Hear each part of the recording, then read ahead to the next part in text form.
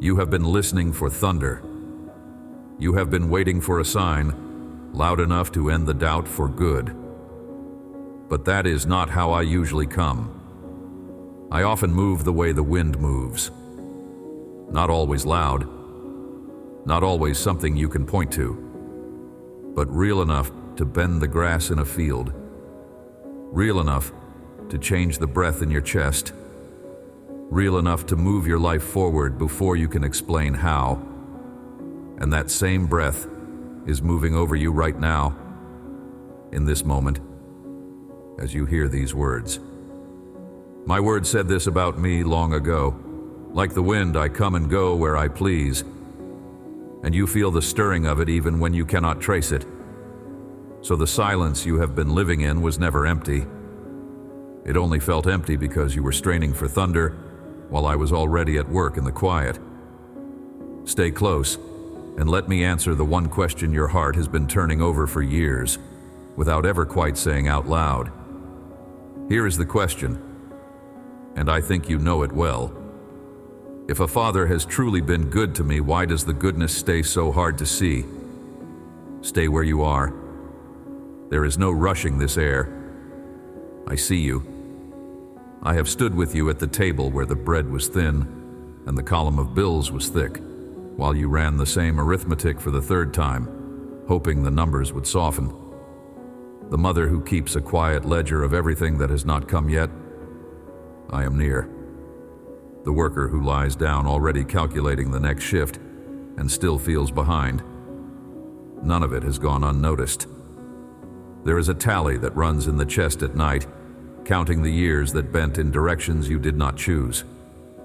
A friend who used to check in has gone quiet. Your morning prayer shrank, down to a sentence, then to a breath. And even the breath felt like a lot to lift some days. I was in the room for every one of those nights. I never once stepped out.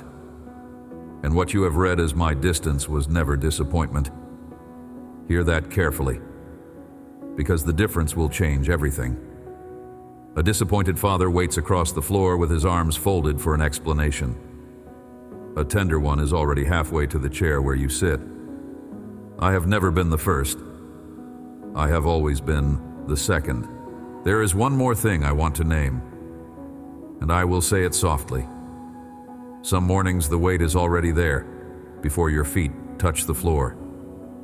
Nothing happened in the night. No new bad news arrived.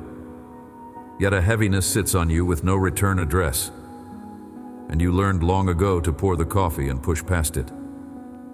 But that ache is not a verdict against you. My word calls a person's spirit a lamp, and yours has been burning low. The heaviness is your own soul reaching for water it was made to drink, and the reaching feels like grief, only because you mistook the thirst for a punishment. It was never the punishment. It was the invitation, written into you, so you would turn back toward the well. You have run aground more than once. I know.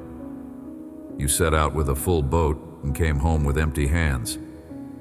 You sailed on a plan that the wise ones approved and watched it take on water in the middle of a night when no one could help you bail. People who once trusted you started looking past you on the street, and respect drained out of a room the moment you walked in. The shame of that stayed longer than the loss did. But hear what I witnessed. While you were still soaked and ashamed on the shore of it, you did something far braver than you have ever credited yourself for. You turned back. You did not buy your way back with a polished speech or a record to lay on the counter. You came with nothing in your hands and nothing left to trade. And empty hands were exactly what I had been waiting to fill. That small, humbling turn is the reason the wind shifted over your life. I have noticed something the people near you have missed completely. When the discouragement rises and you feel you cannot take one more step, you do not unload it on your family. You hold your lips shut in front of the ones you love. You carry the cry alone, and then you bring it quietly to me, where it belongs. Most people never learn that. They pour their despair over everyone within reach and call it honesty. You learned, through more pain than I would have chosen, to speak your discouragement into my ear and no one else's. I do not grow angry when you come and tell me you cannot go on. I honor you for it. That restraint is not weakness. It is the steadiness of someone the fire was quietly shaping while you stood inside it. Certain it was only burning you. So let me be plain. The reason the goodness stays hard to see is not that it is missing. It is that you were trained, slowly and from very young, to look for it in the wrong shape. Long before you could name what was happening, you were handed a picture of how a blessing is supposed to land. Loud, instant, undeniable, with proof that the doubters would be forced to swallow. A number in an account that silences the ones who whispered. A title that makes the ones who left feel foolish. Something you could hold up to the light for the whole street to see. Without ever deciding to, you began measuring my goodness by whether it could be photographed and shown to a crowd. That is not how I move. It has never once been how I move. There are children of powerful men who live exactly that way. You have watched them. They drape themselves in possessions to shrink the people around them, mistaking noise for worth, and it ends badly every time. Because a gift used as a weapon rots the hand that grips it. They shame the very name they carry. I am not asking you to compete in that display, because you were never built for it, and you do not belong to that house. You belong to a quieter, far older one. And there is a second lie, softer than the first, that took root while your heart was still tender and bruised. It told you that your past failures are the headline of your story, and that no real blessing can land until you somehow undo them. So you have kept a private file of your worst days, and you have read it to yourself far more often than anyone else ever read it to you. Let me speak straight to that file. Your past I have washed. Your wrongs I have set down and chosen not to carry. There is no one left in heaven keeping the record you keep against yourself. So do not go out and rehearse your old failures as if they still wear your name, because they do not. And broadcasting a debt I already canceled only lets the world chain you to a sentence that is no longer being served. You are not your worst season. You never were. Think of one ordinary thing you did this week. You opened a list on your phone. One side held what you owe, the other held what you have. You stared at the gap between the two columns until it felt like a sentence handed down. Then you closed the screen and made supper anyway. That gap is not the whole story. It was never the whole story. You read it as a measure of my care. It is only a measure of one season, and seasons turn. The wind turns them. So look up from the columns for a breath. The arithmetic is real, but it is not your name. It is not your worth. And it is not the last word I have over your life. There is more air in this room than the math can account for. I also know where you have been tempted to go for relief instead of coming to me. When the thirst gets loud, the world hands you cheaper water, the approval of people who will leave, the glow of a screen at midnight, the flattery of someone who admires you but does not know you, the noise that drowns the cry of your spirit for one more day. None of it will hold you. There is no person alive who can heal forever what aches inside you, and the longer you reach for the substitutes, the emptier you grow, until even the substitutes stop working. I do not say this to shame you. I say it because you are running out of strength to pretend the cheap water satisfies, and I would rather tell you the truth than watch you stay thirsty in a crowded room. While the air is still rising, there will be voices trying to confuse you. Some will tell you a real blessing would have shown up by now, so this one cannot be real. Some will tell you your faith failed, that you prayed it wrong, that you skipped a step. Do not let them steer you back out into the open sea of doubt where you have wrecked before. You know that sea. You know how cold it gets out there. Stay near the shore where my voice is. Read these words again as many times as it takes, until the lie loosens and the truth settles below your thoughts, down into the heart where it can actually hold. My word is not only information, it works in the ground of a person, pulling up the false roots that fed your discouragement and planting something living where they were. Let me lift the old measuring stick out of your hands for a moment.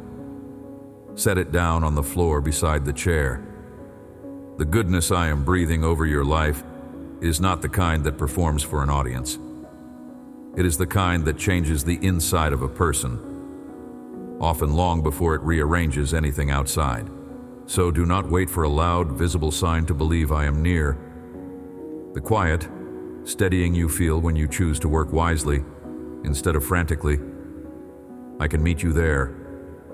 The small mercy of a night of real sleep instead of calculating until 2 in the morning. I am with you in that too. A gentleness toward yourself that was not there last season, a hope that returns without permission. These are the places I tend to move. I am not promising you a sudden change you can photograph and hold up to the doubters. I am telling you that you are being held even before you can see the pattern. You keep waiting for thunder to confirm that I am here. I have been with you as breath the whole time, and breath is quieter than thunder and far more necessary. Unclench your jaw for one slow moment and take a slow breath while you do. Most people never notice how long they hold it tight, bracing for the next blow. Let it loosen, just enough that the air comes in without a fight. Feel that. That ease is not nothing. It is the first thing the wind does in a body that finally stops fighting it. There is no need to picture anything or work yourself into a mood. I only want you to stop scanning the horizon for proof for the length of one quiet breath, long enough to notice the one already in the room with you, nearer than the next decision you have been dreading. The air you are drawing in right now, this ordinary breath you take 1,000 times a day without a word of thanks, is the same kind of air I breathed into the first human shape I ever formed from the dust. My word says I leaned close to a still body and gave it my own breath, and it sat up and lived. That breath has not run dry in all the centuries since. It will not run dry in you. The same hand that gave the first life its first breath is resting over your chest as you take this one. You are not the child of a small, anxious ruler who counts each gift twice and resents the second one. You're not the child of someone keeping a careful ledger of your failures, deciding each morning whether today's prayer even deserves a hearing. Set that God down, because that God was never me. The picture of me with the tight mouth and the cold eyes was painted by hands that were not mine, some of them hands that loved you but did not know me well, some that used my name to keep you small and afraid. Either way, the picture is false. You are a son. You are a daughter. The maker of everything that exists, the one who hung the weight of the sky on nothing, has placed something real and immense inside you. Not because you finally impressed him, because your heart, broken and rebuilt across all these years, has at last grown humble enough to hold it without bragging. The proud cannot carry what I am giving you. Their hands are already too full of themselves. You can, precisely because suffering emptied your hands. The very thing you thought disqualified you is what shaped hands open enough to receive. If this message found the place in you that needed it, write "moving" in the comments. A small way of marking the truth you are choosing to hold today. And while you are there, You will find 7 short letters resting in the pinned comment above, one for each of the next 7 mornings. Take them whenever you are ready. Let me tell you where I first wrote down the truth I'm about to set in your open hands. It did not begin in a crowded temple full of certain people who already had everything figured out. It began on a rooftop. At night, in a private conversation between me and a man who had spent his whole life being sure of everything. I want you to picture him, because he is closer to you than you might like. He was a respected teacher, a leader among his people, a man who knew the rules better than anyone in the city.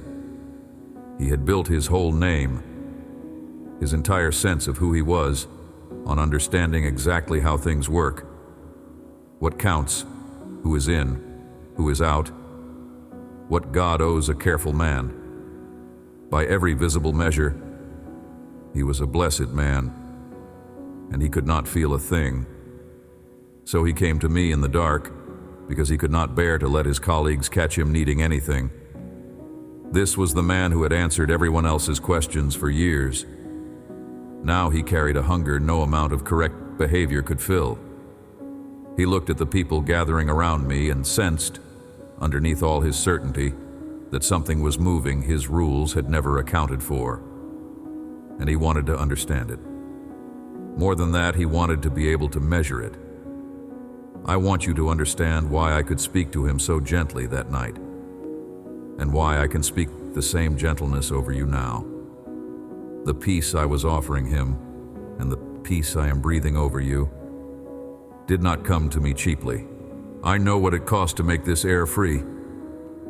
I carried a heavy beam up a hill, while a crowd laughed at what they could not understand. I let the lashes fall on my own back so the weight of guilt would not have to fall on yours. I went down into death itself, and on the 3rd day a voice I had waited my whole life to hear called me up out of the grave. And the same unstoppable life that lifted me is the life I am pouring into you. So when I tell you this is free, I am not being careless with that word. I paid for the air in your lungs. That is the size of what you are worth to me. He wanted a formula. He wanted me to lay out the precise steps so he could chart his progress and prove his standing, the way he had done with everything else. Instead of handing him a system, I turned his eyes toward the wind. I told him the life I bring does not arrive the way he had spent his years expecting. It does not announce itself with a trumpet. It does not bend to anyone's calculations. It comes from a direction he could not trace and travels to a place he could not predict. And it is not one bit less real for being impossible to measure. He had been trying to earn a breeze by keeping a ledger, and I told him the wind does not read ledgers. This is what I said to him on that roof. John, chapter 3, verse 8. The wind blows where it wishes, and you hear the sound of it, but you cannot tell where it comes from or where it goes. So it is with everyone who is born of the Spirit. Hold that line a moment. Read it slowly. The wind blows where it wishes. You hear it. You cannot trace it. You cannot own it.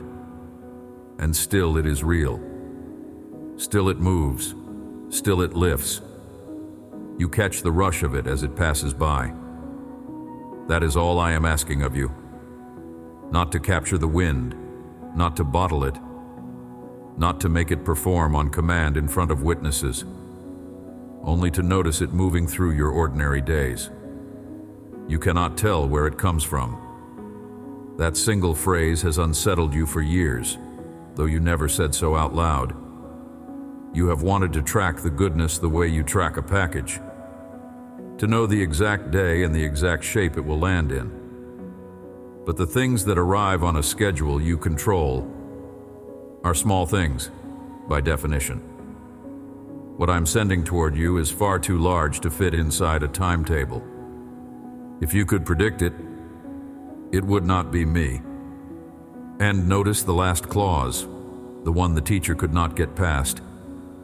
So it is with everyone who is born of the Spirit. Born, not earned, not graded, not achieved on the strength of a flawless record, received. He had spent a lifetime trying to qualify, and I was offering him the one thing no qualification could reach. Look closely at that man on the rooftop, because he is more like you than you may want to admit. He had spent his whole life trying to see God by being good enough, by getting the rules exactly right, by never once giving heaven a reason to withhold. And for all his discipline, all his unbroken record, he had never felt a single breeze. He was a careful man sitting in a tidy, perfectly still room, wondering why nothing ever moved. I told him the secret was not more effort or a cleaner record or one more law kept faultlessly. The secret was being born of something he could never manufacture on his own. A spirit that moves like wind, freely, without permission, reaching first and most tenderly toward the very ones who have given up on earning it. He could not feel the goodness for the exact reason you cannot feel yours. He was straining to see a result he could grade and report. I was offering a life he could only ever receive with open hands. Open your hands now, both of them, palms up, the way a person waits for rain. Not to grab, just to stop gripping for one breath. Notice what it does to the rest of you when the hands stop clenching. Then look back at the question I asked you at the start of all this. If a father has truly been good to me, why does the goodness stay so hard to see? Here is the answer, and keep it where you can find it again. You cannot see it yet because you have been searching the one place it will never appear. The column of evidence you could show to other people. The wind never shows up in that column. It refuses to. It shows up in the grass bending in the field, in the breath returning to the one who thought they were finished, in the run-aground heart that somehow has peace at a table still too thin by every visible count. You have been straining your ears for thunder to confirm me. The goodness has been the sound of the moving air the whole time, right beside your head. And you, carried by my spirit through a turning you thought was too shameful to count, were never asked to trace where the wind comes from or chart where it goes. You were only ever asked to feel it lift you and to let it carry you forward. Notice, too, what I did not say to that teacher. I did not say the wind is too mysterious to trust. I did not say that because you cannot trace it, you should give up on feeling it. I said the opposite. You will know it by what it stirs. The wind is invisible, yes, but it is not silent, and it is not absent. It announces itself by what it moves. You cannot photograph it, but you can stand in it. You cannot schedule it, but you can be carried by it. The bent grass is proof enough. The cool on your face is proof enough. The breath returning is proof enough. And because I know your heart still longs for something it can hold, hear what my word actually promises you. So you anchor your hope to the right thing. It does not promise that the doubters will be silenced on a date you can circle, or that one particular loss will reverse by a deadline you set. It promises you me. It promises that the one who began a good work in you will carry it through to the end. It promises a peace that outruns understanding, guarding your heart while the circumstances are still being worked out. It promises that nothing, not failure, not delay, not the worst season you can name, can cut you off from the love that found you. That is the inheritance the rooftop teacher nearly missed while he counted his merits, and it is the one that is yours, not because you earned it, but because you were given new life by the Spirit, who moves like wind. So here is something small you can carry into the rest of your week. The next time you catch yourself scanning your life for proof, checking the account, checking the calendar, checking the faces of the people who walked away to see if they look sorry yet. You do not have to win that argument with yourself. You do not have to assemble the evidence and present your case. You only have to do one small thing instead. Take a breath, and as it goes out, say quietly, with no one needing to hear it, "This too is the wind." That is all. Then let that breath be the witness. You do not need a second one, because the one who made the air is the only witness that ever counted. You will not feel transformed the first time you try this. You may not feel anything at all by the 10th time, and that is allowed. The old habit of demanding proof was built over many years, and it comes down one quiet brick at a time. But somewhere around the 30th morning, you may notice you reached for the breath before you reached for the worry. Somewhere around the 50th, you may catch yourself at the thin table feeling oddly, inexplicably steadied, unable to point to what changed. And on some perfectly ordinary day, you will realize you have stopped demanding that the goodness prove itself to you at all, because you finally learned to hear the sound of it moving. And the demanding had quietly fallen out of your hands without your noticing it go. And here is what often surprises the ones who keep at it. A lightness can find its way back in. Not all at once, and not on a schedule you can set, but it has a way of returning. You may catch a flicker of the way you felt in the years when your heart still ran over with plans, before the wrecks taught you to brace for the next loss. You may find a quiet desire to work, to build, to live, stirring again in a way you thought had been used up in you. That is the wind doing what wind does. It is the love that first found you, the way it found you on the day you first knew me, before anyone taught you to keep score of my goodness. Some plain moment, in the middle of nothing special, your eyes may fill, not with the old grief, but with a clean joy that surprises even you. If someone catches it and asks what is wrong, you will not have to hide it. You can tell them the truth. You can say you are simply feeling the love of a father who has never stopped breathing over you, even through the years you could not feel a thing. So do not take a single step backward into the old story. Do not throw away the goodness you are only beginning to feel, just because it did not arrive in the shape you were taught to expect. Let this be a season where new plans can draw their first breath, where some lightness can find a heart that had nearly forgotten it could. Many people would give anything to know what I want you to know, that you are loved by the Father who made the sky. You can know it in the unseen way that lasts. I am moving in you the way the wind moves, quiet, unhurried, and impossible for anyone to stop. I am moving in you the way the wind moves, toward the one who could never earn it, freely, until they are lifted clean off the ground they were stuck to. That is my word, spoken over your whole life, and what I have breathed into the air does not fall back down empty. It does the thing I sent it to do.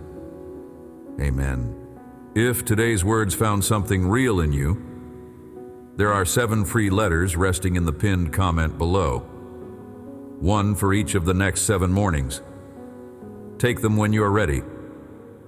Pass this along to someone who has been waiting to feel a goodness they cannot quite see yet, and follow along, so the next reflection finds you.